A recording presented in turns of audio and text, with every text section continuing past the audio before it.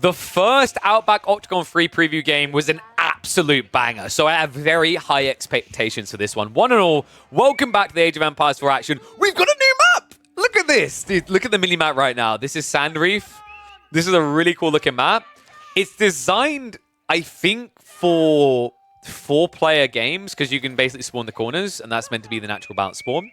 In a free-for-all, this one is going to be wild. I'm going to stick on the 4x speed and the 2x speed, just the early games they get set up. Let's intro the players, because we've got a lot of familiar faces here. In the green, it's going to be Puppy Paw. In the red, we've got Sass. Purple is going to be Issy. I don't know who this one is.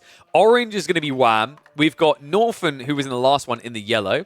Teal is going to be Avali. And then rounding us out, blue is Matisse. And Cow is in the pink. So no Anatan this time, no. But we've still got 4 known players, 5 known players, right? We've got Sass, Wham, Matisse, Avali, and Puppy Paw. And then Cow, known but not for being a player. In fairness, guys, Cow is like a conk level player, so he's fairly decent in the game. He's been practicing his French and Delhi a lot.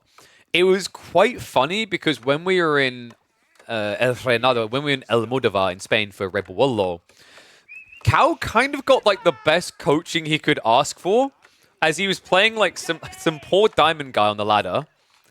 And it was already a hard game for that guy because it was Delhi versus English, and Cow was playing Delhi.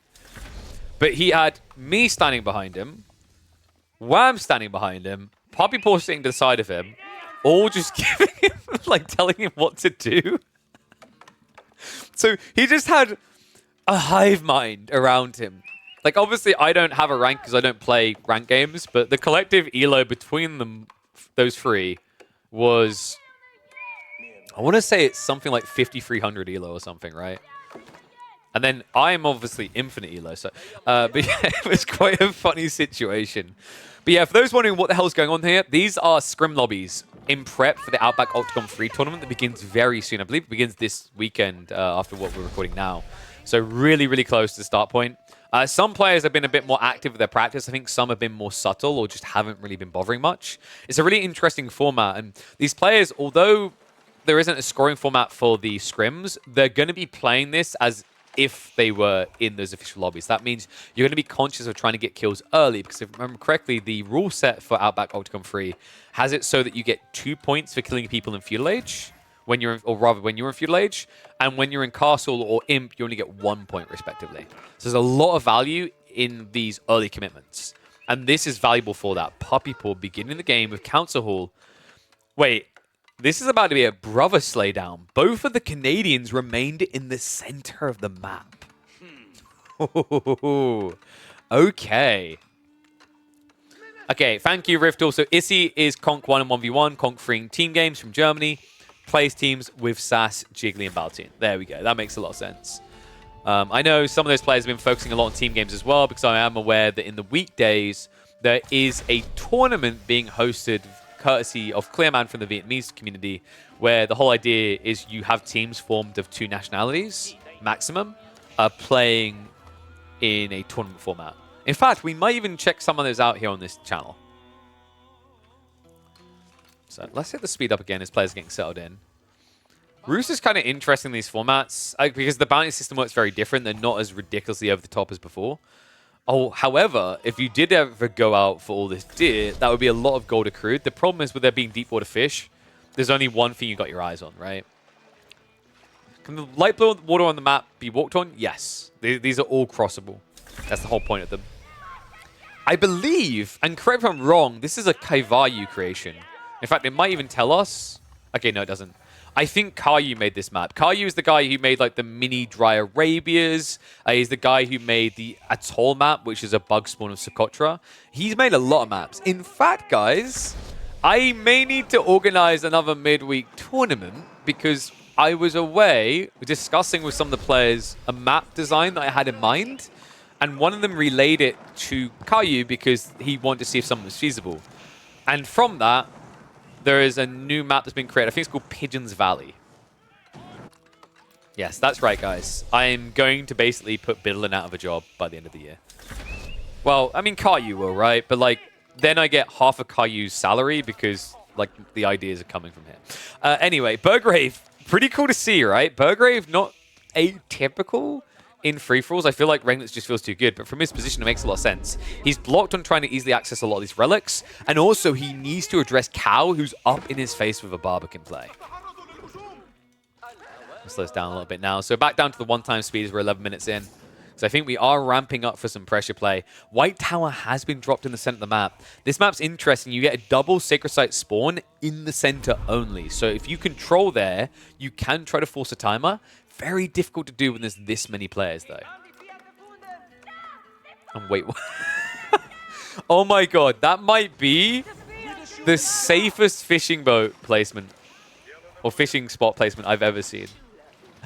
That's absolutely brilliant. Oh my god. So I've got a transport ship play coming out. I'm not sure what the intent was from Puppy Paw with this. I thought he was just going to keep his king off on the shores, but like realistically, do you need to when you've got a white tower now?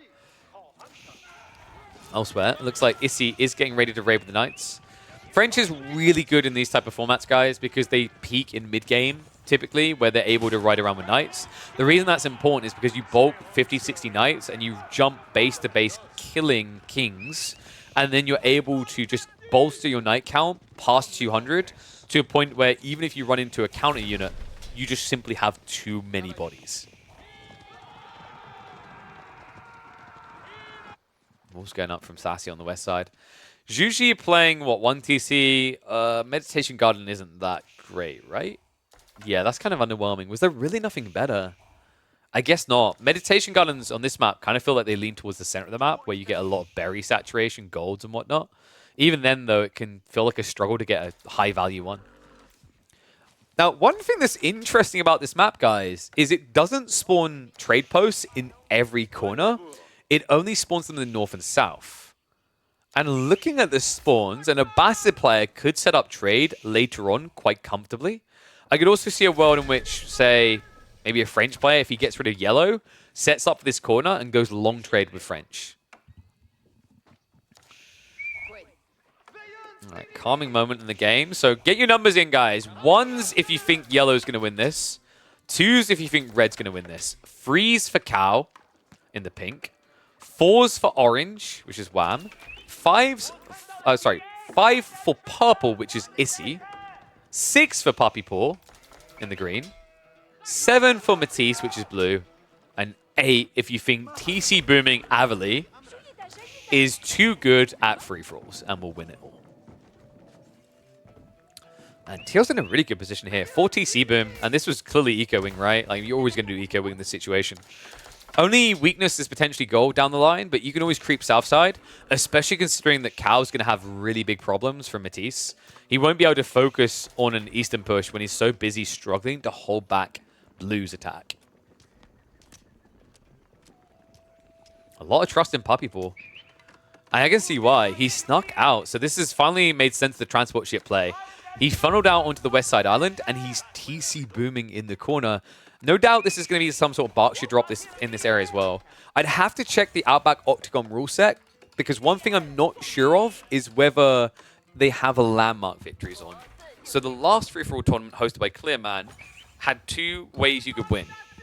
2 ways you could beat an opponent. You could either kill their king, or you could kill their landmarks, right? I didn't mind that format, because I think, in some ways it's really annoying when someone hides their king. So if you just go for the landmarks, it kind of like really strains them and punishes them for not thinking about their placements. But it also became weird with his rule set, because I think his rule set had it so that if someone else would kill the king, they got the point.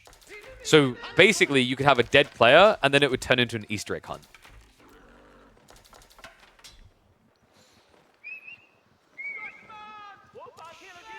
All right, let's hit the speed up, because things are a little bit slow again. Cow is trying to pressure on the shores, but that's not going to matter. We have got a ram shove coming in from the west side from Matisse. Puppy Paw, in the meantime, he's going up, and it is going to be the Wingard Palace. So we're getting the big boys, the big guns, the most dangerous of options. And this is really cool from this position, because Puppy Paw, if he feels like his eco is good enough, could just start flooding Wingard Raiders. That's really important, because we're approaching the mid-game. Mid-game is where Knights and Cav are king. Because at this point in the game, your numbers are getting high enough that you can rush into an opponent's base and kill their king.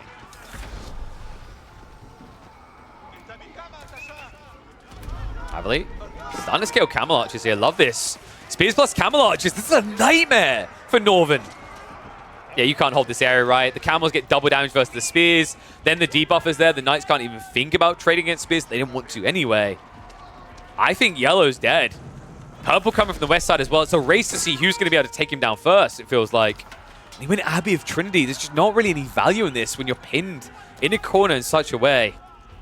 Meanwhile, the walls are going up, so it looks like he's trying to seclude and isolate Cal so that Matisse can have his way with him. Crossbow defense is trying to come in, but you need to micro this right. You need to basically use the TC to keep shuffling in and out. And it seems that Matisse is aware of that and hesitant to commit. I imagine... Okay, so we're not even getting the Wingard Raiders here. He's going quality. It's just about footmen. Sass is nicely set up. He has got free TC as usual. Keeps being dropped as well. However, I don't think Issy is going to be in this game much longer. This is a race to see if purple or yellow die first. As Wham is marching in the army, and I believe that was a Tower... No, that is actually a Dome of Faith build. I thought it would be Tower Victory with this much infantry. He marches in. 25 spears are here. Torches are out. And with this many archers, actually, the king, he can't get away.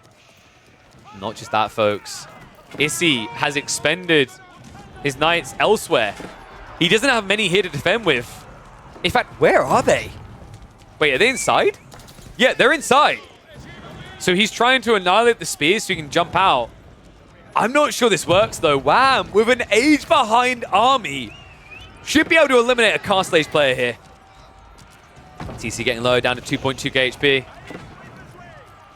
Archers just sniping on the villagers. Body blocks coming in, so he can't get the repair in time. This is going to be tight. Issy, can he do it? Knights have to come out. They're going to sally forth.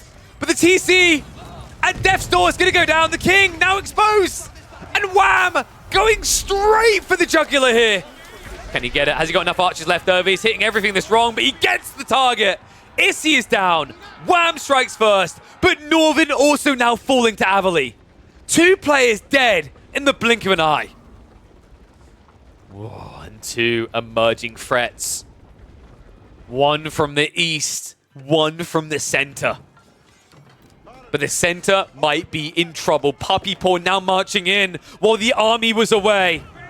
Footmen are in position here. The Bombard as well. Can he do this? He needs to start sniping ASAP. Wait, what's going on? Okay, he could have attacked about 3 times there.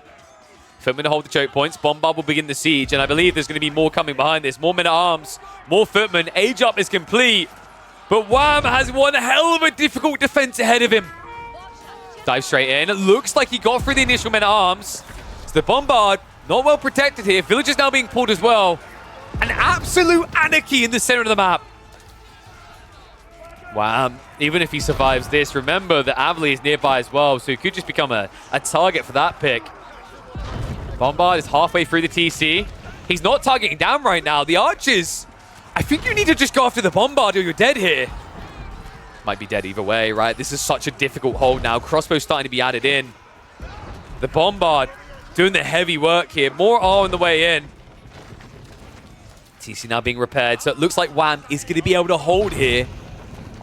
This is feeling expensive. Remember, Puppy Paw is very cushy, very cozy. He's got a full economy safe far away. He's still got a good economy in the center of the map. He has the production rates nearby, not to mention the fact he also now has more relics on the way home. 3rd one about to be popped. Southside, some shenanigan walling going on here, and it looks like we might be approaching the end of Cow's reign. The mangoes are a very big problem here, folks. The king, wait, what? Oh no, I think he ungarrisoned all. He didn't mean to do that. And Cow is a dirty abuser. You're seeing that, right? He's using the torch garrison trick. I mean, in fairness, there's nothing against it in the rules. But it might give him a semblance of hope and holding here. Maybe not. The village is just dead. I think this is it. Cow cannot hold on any longer. Matisse has been working meticulously at this for several minutes. And finally, he's going to net himself a king kill.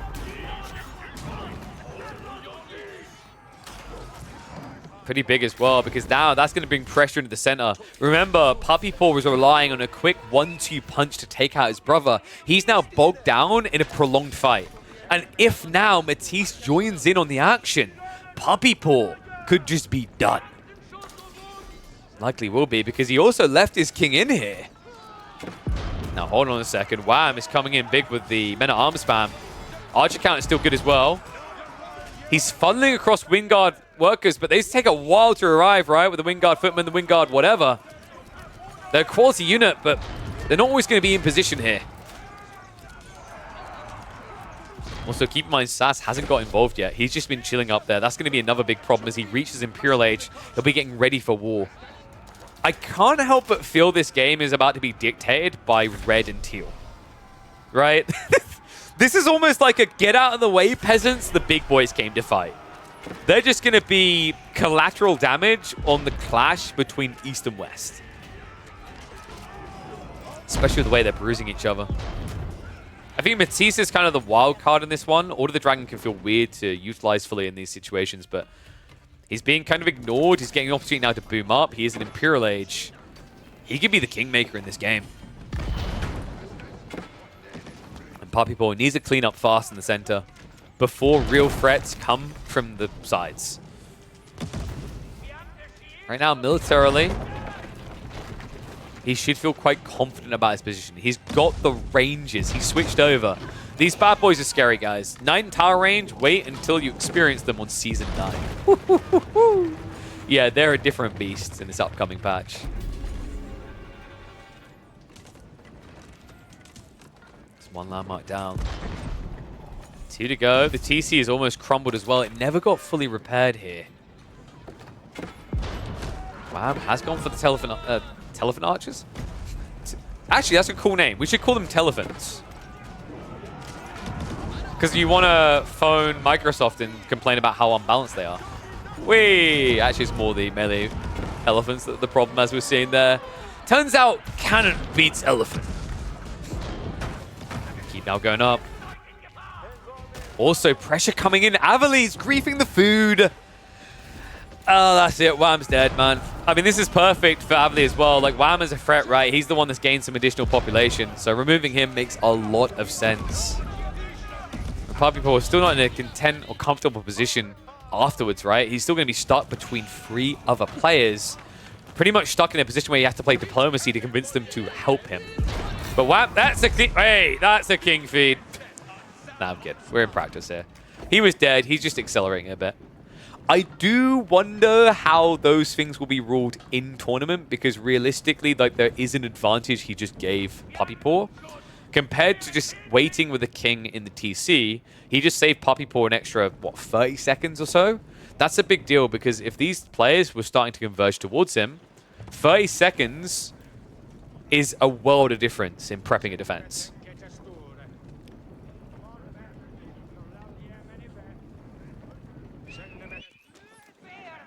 Looks like he's trying to farm more Matisse. This is exactly what Puppy Paw needs, guys. It's already hard enough to defend on 2 sides. 3 is a nightmare. And this is, in your eyes, the weakest player, right? Like, Juji late game, pretty spooky. Avali playing Abbasids with the extra 50 pop as well. Definitely a bigger scary threat. Matisse does have that extra 50 pop, but sometimes Order the Dragon can feel really weird even when they have extra population. They can struggle to utilize it, especially when you've got Wingard units, which kind of match up to the quality, in some cases, of gilded units. And only use 1 population. Okay, this is so trolly. Like, you can see how he's struggling to react on both sides, because the Mango's spending more time turning than burning. Looks like a few Finman might be able to sneak in. Nice micro there. Puppy Paw able to cap close, and the forced retreat opens the way for the second Mango. Rangers beautifully dodged there. Mango. Looks like another one is going to be going down here. There's no villagers to repair, and instead they're A-clicking onto the guy. 6 HP left. Keeps the Mango alive. That's going to force a retreat. But on the east side, it is looking grim for Matisse. Meanwhile, fishing is being taken out of the equation as Puppy Paw is encountering the Baochuans. And remember, those Baochuans also have the +1 range. So a lofty engagement range on these heavy ships. Yeah, 10 tower range, tricky, right? They can even snipe out bombards. An admirable attempt to hold, but I think Matisse undoubtedly is starting to lose this engagement, right? Still got 19 of these men-at-arms. That is scary. But the bigger issue is going to be these men-at-arms with the attack speed aura. They're going to be able to equal you out. And Rangers just coming over top are kind of the creme de la creme, right? Always the thing that will survive. I love this from Puppy Boy, man. Like, this is kind of the future, right? Season 9 is going to bring a lot more of this. It's all about Ranger spam.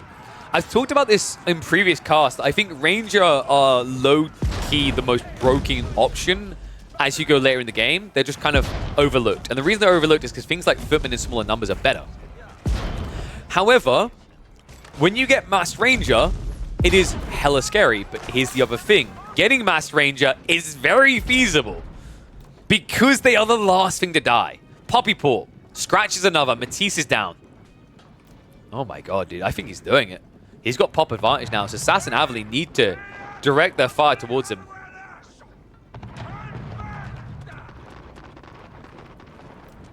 Could these Balchuans be the difference maker? I mean, they are very scary, even for the Rangers, right? Because they actually outrange them. However, in Ranger bombards like this, mistakes are being made right now by Sass. He's trying to go for an assault on the west side, but I'm not sure why. Remember, wait. If the timing is right, this could work. But the problem right now is Sass isn't making a move. He's so paranoid about being attacked, he's just chilling here. He even has the Shaolin monks to try and wall with. Good worker done a Rita. Luck has greater. Averly, has he started trading? Yeah, has to, right? Yep, of course. We did warn about this, right? Full length of the map, and I believe he did go trade wing. No. Okay, so that's still an option down the line to make him even stronger. God, the map is so awkwardly carved up now as well. In fairness, Puppy Paw can forfeit the center of the map to play corner, which makes a lot more sense. It would get him out of the crosshairs of 2 players, and he'd be able to backstab 1. Now, long term, you're giving up a lot of gold access for that. But also long term, you're going to have mass farms. And enclosures is hella stupid. That's my professional analysis of the situation. Enclosures is way too good still. Farms are way too good still. Well, Averly's starting to make his move though. We've got Ram shuffling in, a lot of them at that. Follow up with the elite camel archers as well. Has got the camel support there, so the spearman about to become very tanky here with the +2 armor. White Tower already down. So good thing he was backing away with the king there, but wait, the Balchuans! No! Surely not, the bombards, can they save this? Nesta Beast, flurry comes in, sprint has to be used! Are you kidding me? Puppy Paw! Has he done it? He's dodged death!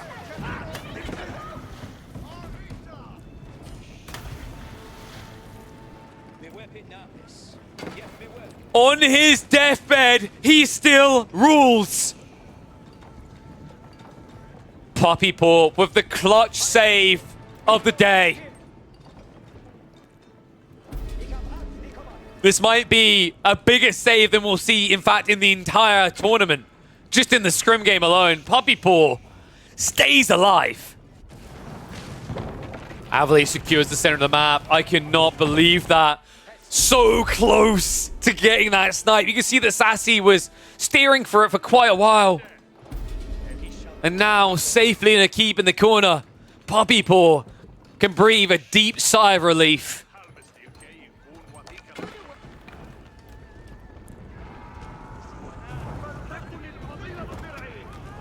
Averly.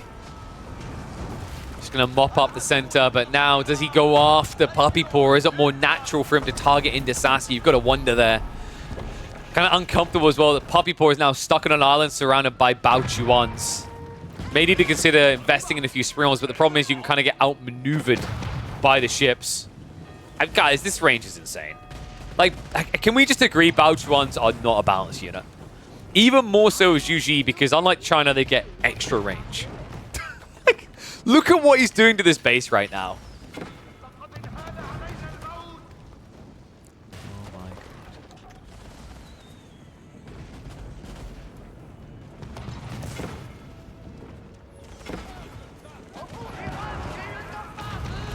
Rangers are at least going to be good. And wait, we have Normandy right now. Big mistake made there, though.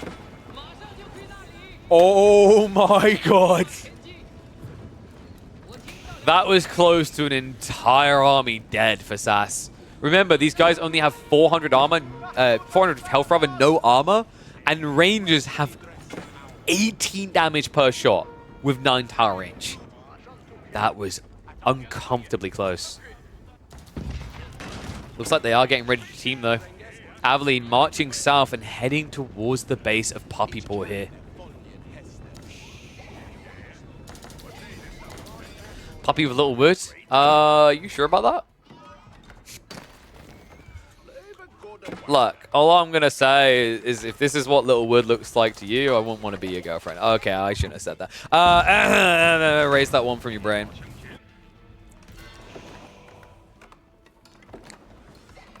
Yeah, he's very cozy. And this just sets up, like, after you, like, clear these become the farms, you know? And this isn't, you can get up to 60, 70, 80. Dude, I love how gradually, to keep it fresh, my casting on my own channel has become slightly more unhinged.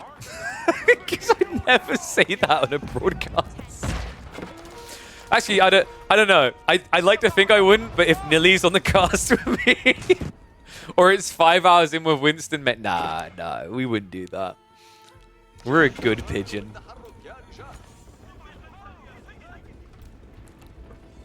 I mean, Abbey, this army is not really going to do that much damage, but it is going to let your opponent know you're fully focused. So they must have an agreement. This 100% reeks of an agreement. Well, empty transport ships are going to arrive, but you never know if they're full or not. Awkward situation, right? Puppypaw's kind of made himself a target by getting these extra kills. He had to from his position. If he didn't kill Matisse, he was screwed anyway. But check these Rangers. Good lord. Wait, is he missing volley? I don't think he has volley because he hasn't built an archery range, right? There's no reason to. Oh, no. Oh, that's such a big miss on the DPS. I mean, he's still going to win the fight, right? But imagine how much easier this would be if he had the volley. Meanwhile, it looks like Abbey is going to attempt to creep in, but no bueno. Army's simply too small. He needs a proxy base here.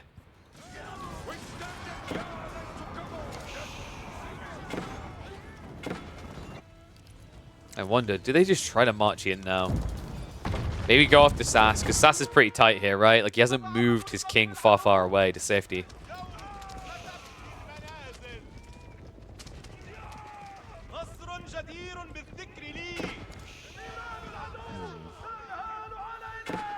What's Abbey's play here? Because I'm seeing Camelot is now Gullum switch. Could you just benefit more from Camel Riders? Maybe try to go for the torch on the keep, take out the king? Oh, Abbey is definitely trading, but I don't know if you go wonder here yet. Because you'll basically switch targets, right? Like the moment you do a wonder, they're all going to be coming after you. And it's much more difficult these days, right? Because like stone, you have to buy it directly.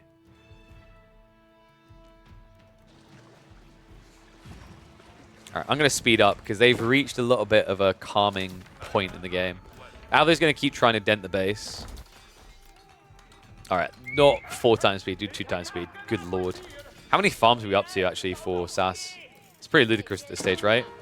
Actually, 51 farms is pretty tame. I think Puppypaw has more than that now. 41? Okay, I'm a bit surprised Puppypaw doesn't have more farms, but in fairness, he's mostly Wingguard Rangers. So he doesn't really need as much food. His wood is just important, if not more important. All right. So this is 1 time speed before people freak out. Wait, is this 1 time speed?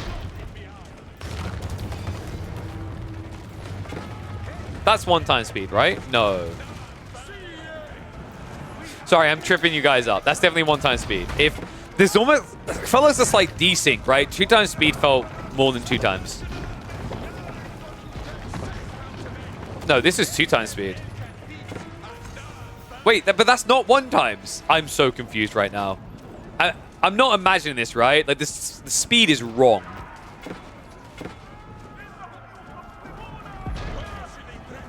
Like, now it makes sense they attack that quick because they've got the outpost up, right? But earlier on, the Rangers were attacking a bit quick.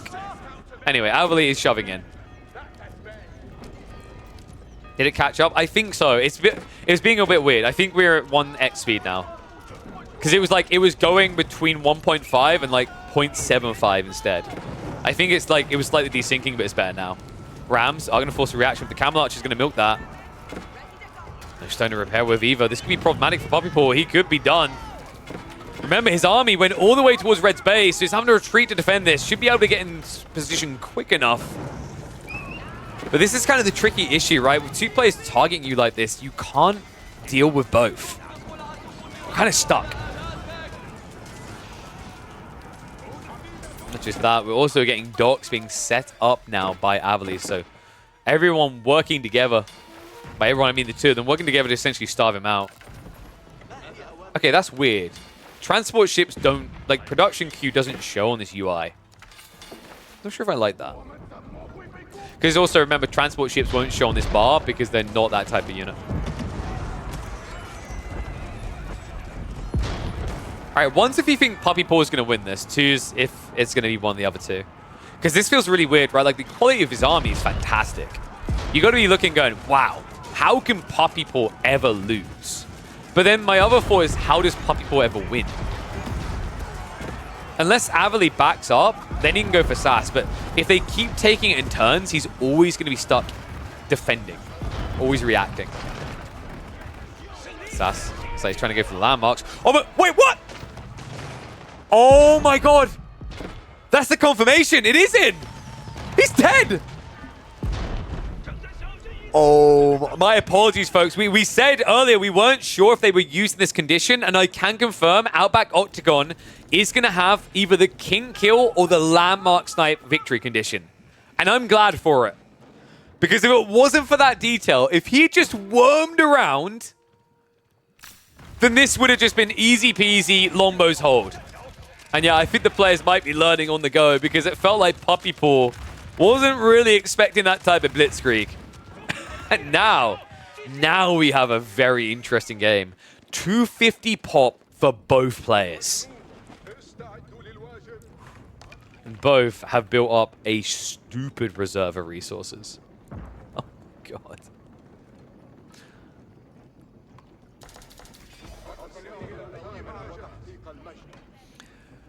Whew. I can't believe that. Yeah, I'd actually be curious to know if Puppy Paw knew that that rule was on.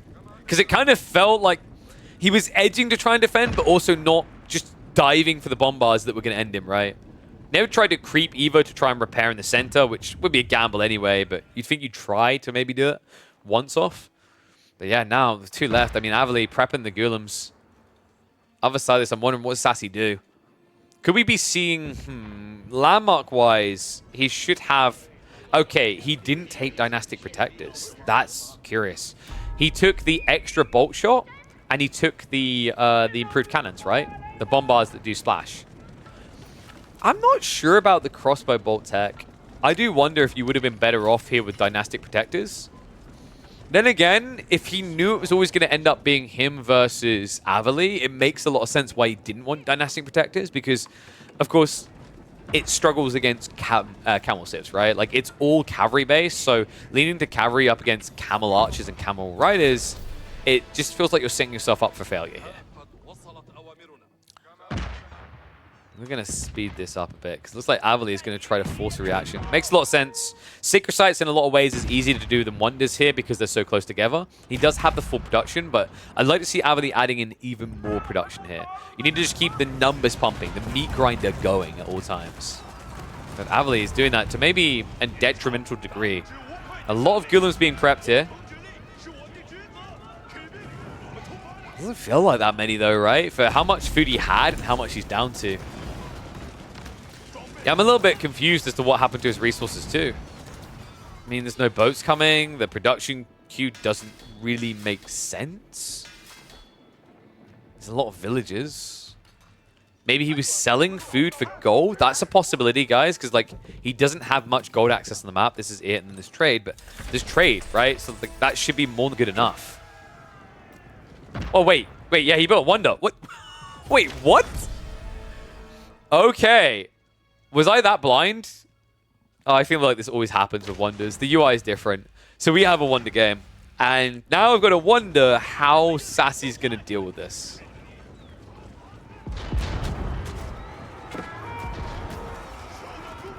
Abbasid is a good start. If you can get the hits in, but the Bombards are creeping in range to snipe out. We have got the Ming Dynasties, so the 15% more damage to be done. And the movement speed to always gap close here. The Ghoulims getting massacred. The Grenadiers are actually adding a lot of damage in here as well.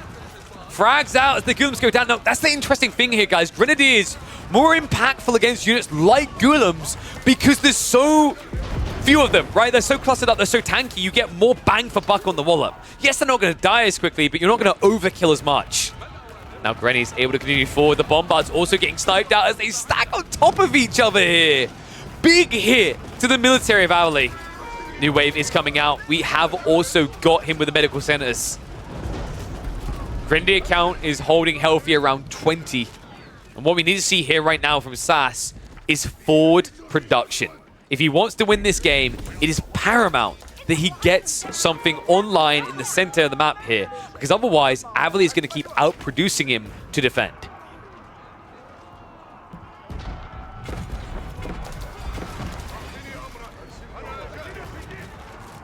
Looks like he will overextend here and get cut off from behind. He can snipe out a few gold workers, but Avali, the main issue for him now is food, not gold. He's spent a lot of food to try and defend this. In fact, he kind of needs to get more going. Even additional fishing boats at this stage can make a lot of sense for Teal. Yeah, a little bit confusing, actually. Like, his farm count isn't that high, right? I think he's sitting at maybe 20. Yeah, exactly 20. Other than that, fishing isn't looking glorious. I think he's got 6 fishing boats in total. There's big question marks over his food right now. Could burn him.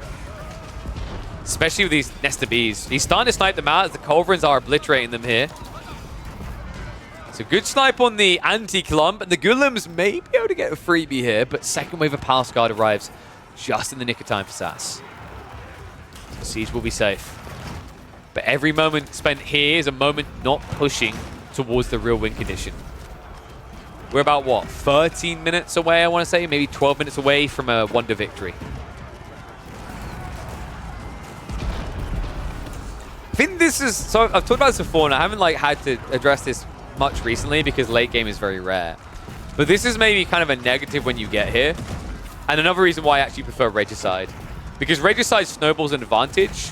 You get the winner more quickly. Maybe that's kind of underwhelming for some people, but with a 250-250 pop here, this is going to be a very tedious back and forth meat grinder for several minutes. Like, you can tell it already, right? And the traders are bringing in food, so that's where he's supplementing himself. He's just going full trade to cover himself. He's got way too much gold, though. I think setting up farms would make more sense, especially when you consider that he has improved processing and agriculture tech, which would give him the gathering rate he needs. Ottomans are going to be protected here. At this stage, I think Sass's only option is to go Sacred Site Victory, but if he can't lock this in the next minute, it's too late, right? Because the Wonder timer will be below 10 minutes. It feels like it is quite the ask to try and get this locked in. 2 Shallow Monks, third one coming in. Sass is starting to layer into Shallow Monks, but for some reason the UI doesn't track that. They only got 3 so far. Looks like Sacred Sites are going to get locked in, so okay. The question now is, can he hold this? We've got a Congo line on the way into the center here. And Raxes are being built up, so the 4 base starting to come online for Sass. Avali, meanwhile, being pushed back. That's that food count, guys. Although then again, Sass is starting to struggle in that department as well. Both of them just not really looking as good as they once did when it came to food mass. Yeah, I'm wondering what's actually happening with Sass's food. Like, is it 54 farms? Did he miss an ecotech? No. Something feels off. I just can't figure out what it is. I think fishing is being neglected here, and I don't like that. Like, deep water fish can still be useful here. Village is being thrown away. Avali. Gotta make room on the Abbasid Empire. He's still got 140 economy after throwing away that many. He's switching into military.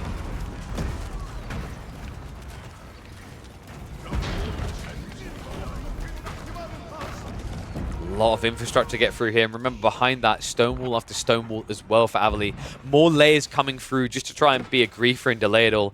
Every single tech in the game has been taken by Abbasid from his House of Wisdom.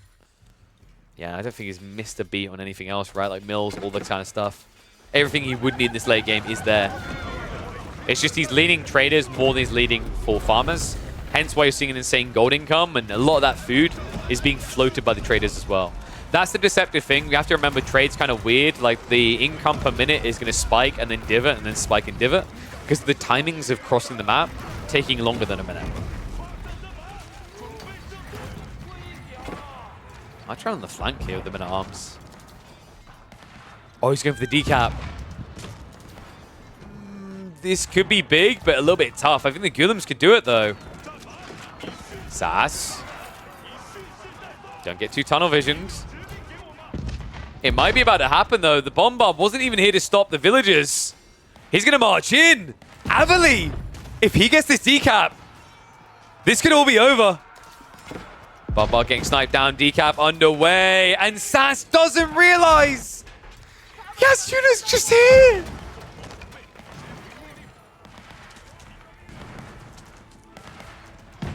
Rohirrim Riders now coming in. Maybe he can defend this horseman in the last seconds. They get in, but they can't stay here. He needs more troops here now. Has to pull away. Wait, no, select all army!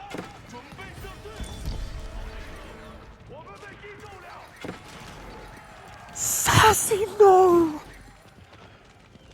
One keybind you need to be careful of. The select all army. He just griefed himself out of a victory. Abbasid, it's all in his dominion now. He just needs to hold for about another 8 minutes, and victory will be his. Oh my god.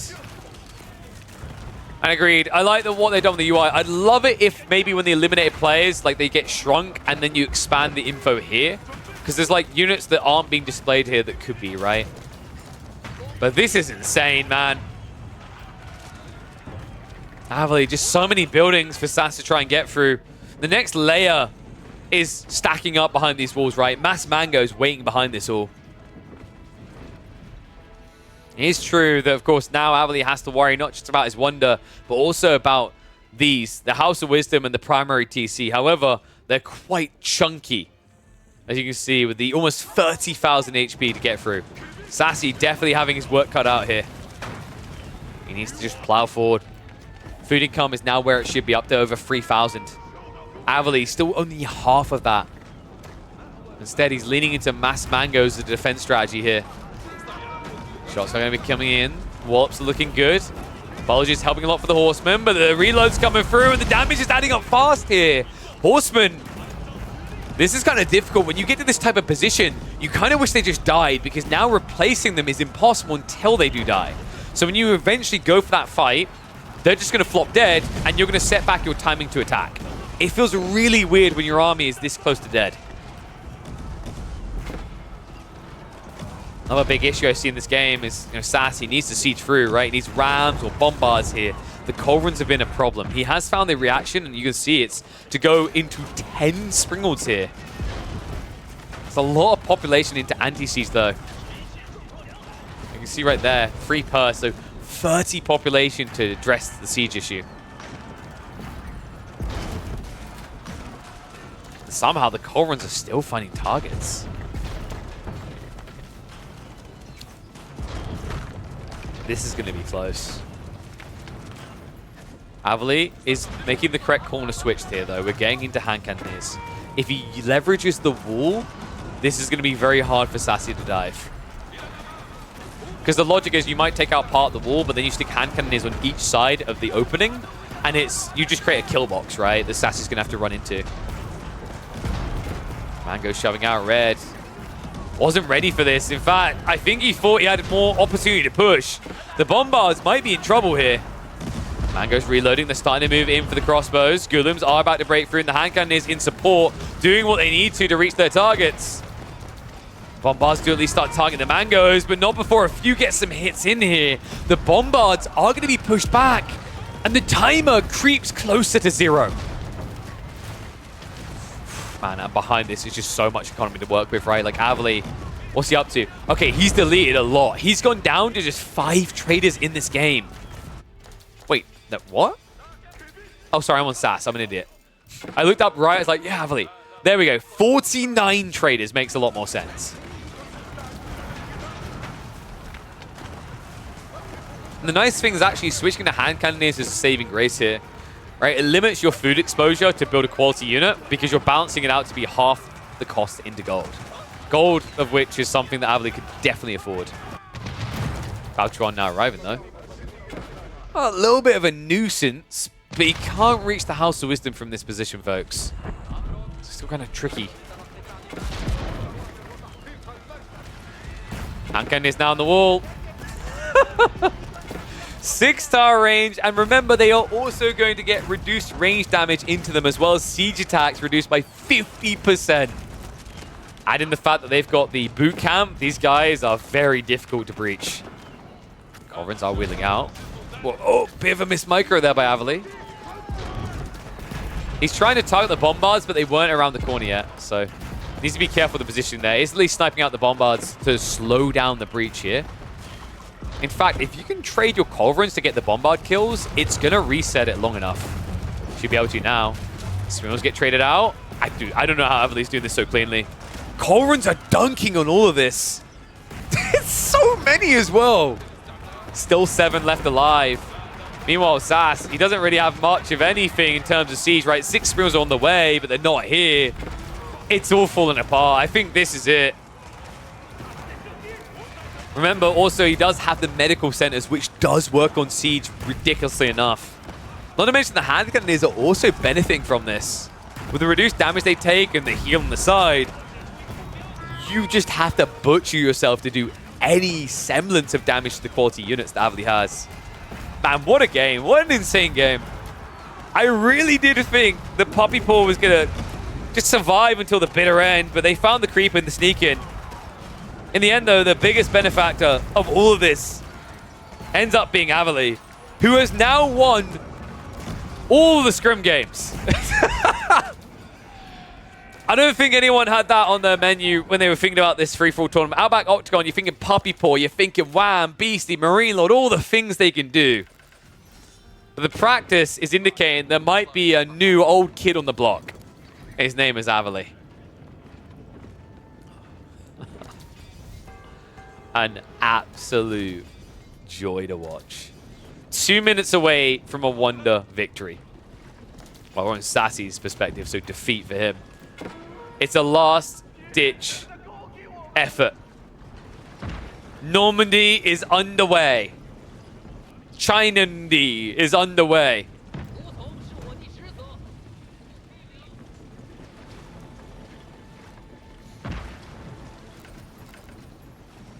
Wait, but the timing of the... Avali? Oh, no, no, no, no, no, no, no! The timing on that attack!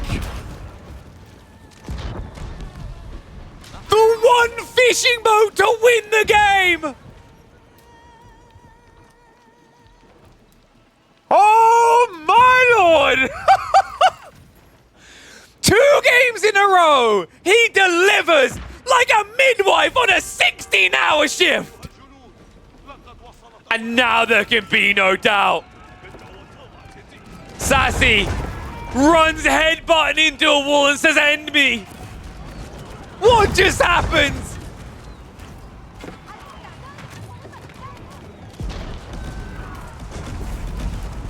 Age of Siege is still alive for now, boys and girls.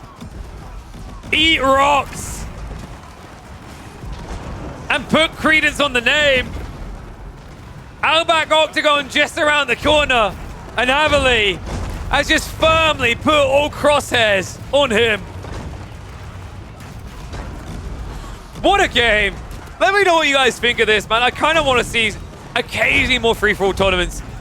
I don't know about the scrims. These deliver, but usually I don't think it's guaranteed. But the tournament formats, when done right, can be absolute ballers. And Avali, an absolute king in these ones.